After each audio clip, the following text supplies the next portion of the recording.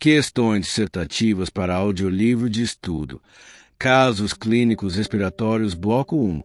Anamnese e história clínica. Qual a importância de coletar dados de identificação do paciente na anamnese respiratória e que informações são essenciais nesta etapa?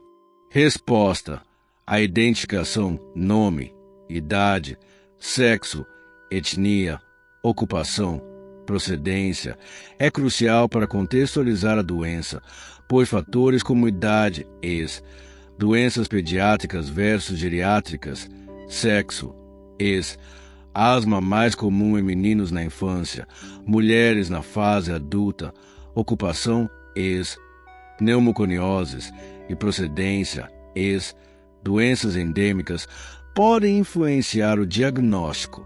Isso é o primeiro item do roteiro de casos clínicos respiratório, seção Identificação. Cite as 4 principais queixas respiratórias que um paciente pode apresentar e que devem ser investigadas detalhadamente. Resposta: as 4 queixas principais são tosse, dispneia, falta de ar, dor torácica e hemoptise, sangue na tosse. Estas são as queixas mais comuns que direcionam a investigação para o sistema respiratório, conforme listado em roteiro de casos clínicos respiratório, seção Queixa Principal. Ao investigar a história da doença atual, HDA, de um paciente com tosse, que características da tosse devem ser questionadas?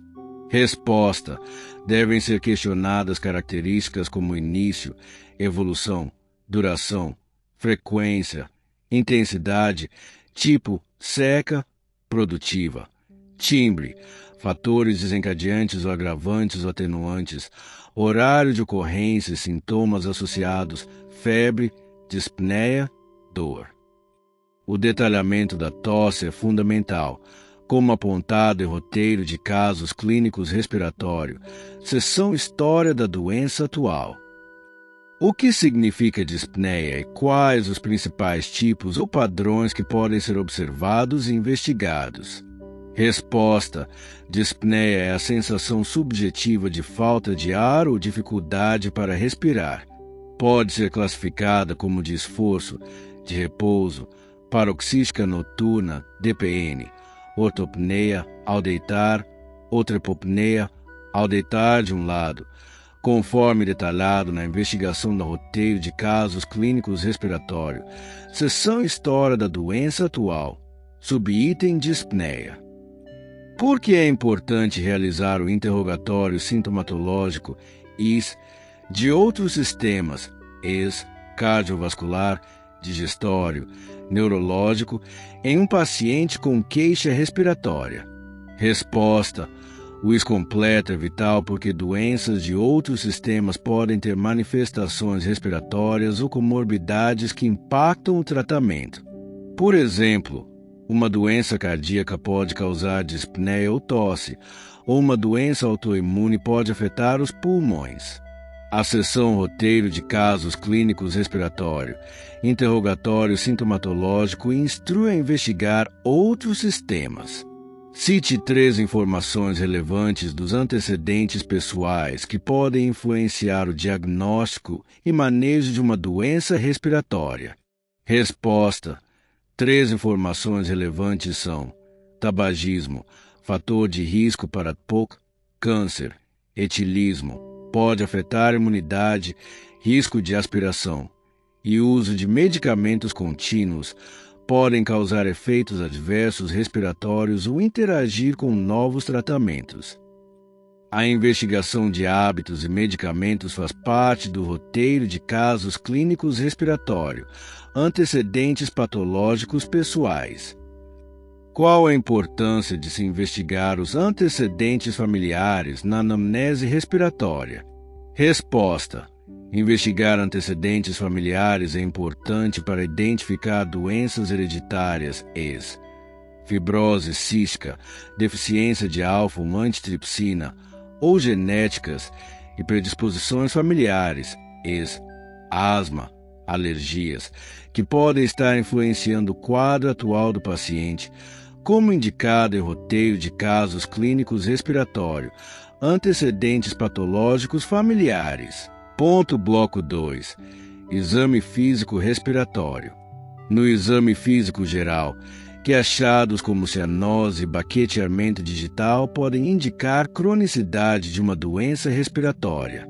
Resposta: cianose, coloração azulada da pele e mucosas, indica hipossemia crônica, e baqueteamento digital, espessamento das falanges distais dos dedos, está associado a doenças pulmonares crônicas como POC, bronquiectasias e câncer de pulmão.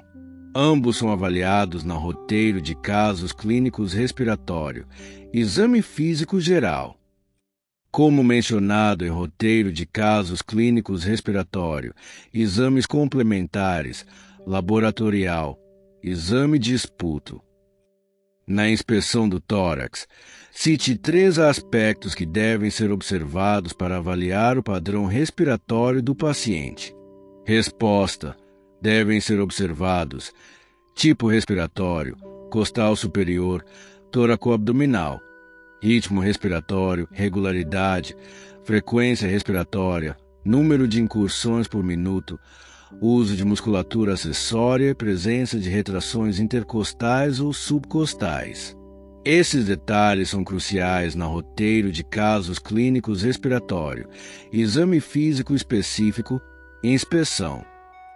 Quais são os principais achados anormais na palpação do tórax e o que eles podem indicar? Resposta: achados anormais incluem dor à palpação, fratura costal, pleurite, alteração no frêmito tóraco-vocal, FTV, aumentado em consolidação, diminuído em derrame pleural ou pneumotórax, e expansibilidade torácica diminuída, derrame, fibrose. O roteiro de casos clínicos respiratório, palpação lista a investigação do FTV e da expansibilidade. Diferencia os sons obtidos na percussão pulmonar, som claro pulmonar, maciez e timpanismo, e o que cada um pode representar. Resposta: som claro pulmonar é o som normal, indica parênquima pulmonar areado, maciez. Som oco indica ausência de ar, derrame pleural, consolidação, tumor, timpanismo e ressonância. Som inflado indica excesso de ar, pneumotórax, enfisema. A seção roteiro de casos clínicos respiratório, percussão aborda esses achados. Quais são os 2 principais tipos de sons respiratórios normais, murmúrio vesicular e respiração bronquíca, e onde são fisiologicamente auscultados? Resposta: murmúrio vesicular. Som suave de baixo tom, audível na maior parte do parênquima pulmonar, respiração bronquíca. Som mais intenso de alto tom, audível sobre a traqueia e grandes brônquios. Quando audível em outras áreas, indica patologia consolidação. Detalhado em roteiro de casos clínicos respiratório, ausculta sons respiratórios normais. Cite e explique brevemente 2 tipos de ruídos adventícios anormais que podem ser auscultados nos pulmões. Resposta: crepitações, estertores finos sons secos, curtos, de alta frequência, que lembram o atrito de cabelos entre os dedos, geralmente indicam abertura de alvéolos colabados, pneumonia, fibrose, sibilância, sibilos sons musicais, geralmente expiratórios, causados pela passagem de ar por vias aéreas estreitadas, asma, POC. Ambos são exemplos de ruídos adventícios descritos em roteiro de casos clínicos respiratório. Ausculta, ruídos adventícios. Bloco 3. Exames complementares e conduta. Qual a utilidade da radiografia de tórax, RX de tórax, como exame complementar inicial na investigação de doenças respiratórias? Resposta: o RX de tórax é um exame de imagem de baixo custo e amplamente disponível, útil para identificar consolidações, derrames pleurais, pneumotórax, massas, cardiomegalia e avaliar a conformação da caixa torácica. É o exame de imagem mais comum e inicial, como mencionado em roteiro de casos clínicos respiratórios, exames complementares, imagem. O que é a espirometria e quais são os dois principais parâmetros que ela avalia para diagnosticar distúrbios ventilatórios?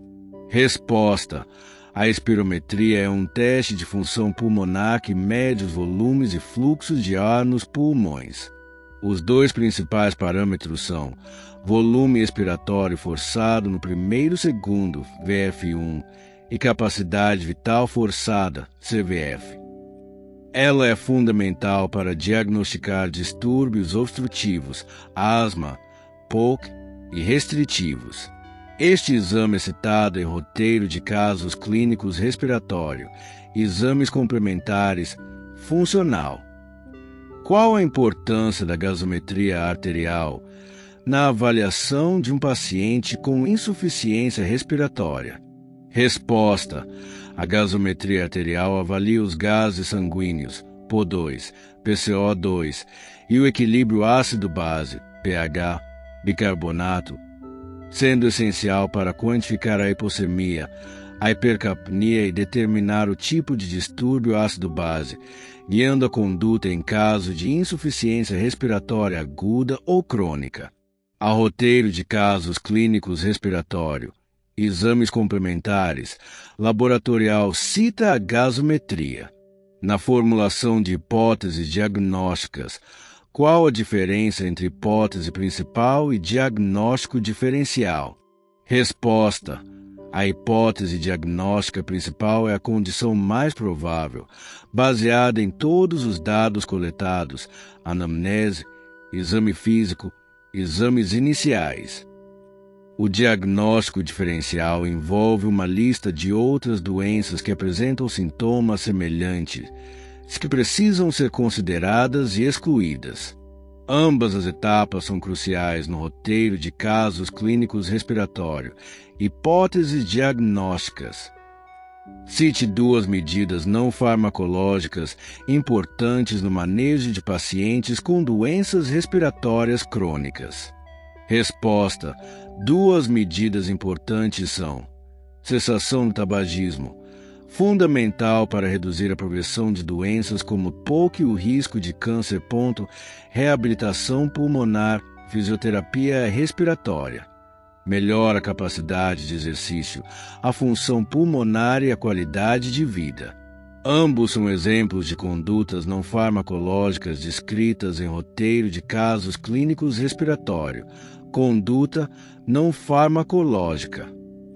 Quais são as três principais classes de medicamentos frequentemente utilizados no manejo farmacológico de doenças respiratórias e qual o objetivo geral de cada uma? Resposta: broncodilatadores, aliviam o broncoespasmo, melhorando o fluxo de ar, salbutamol, formoterol, corticosteroides, inalatórios ou sistêmicos reduzem a inflamação das vias aéreas, fluticasona, prednisona, antibióticos, tratam infecções bacterianas, amoxicilina, azitromicina. Essas classes de medicamentos são listadas em roteiro de casos clínicos respiratório, conduta farmacológica. Considerando a importância do exame de esputo na investigação laboratorial respiratória, o que a análise macroscópica e a cultura podem revelar?